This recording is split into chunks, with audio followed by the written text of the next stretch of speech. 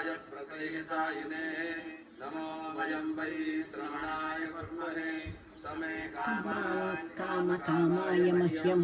कामेश्वरो वै श्रवणो ददातु कुबेराय वै श्रवणाय महाराजाय नमः। ॐ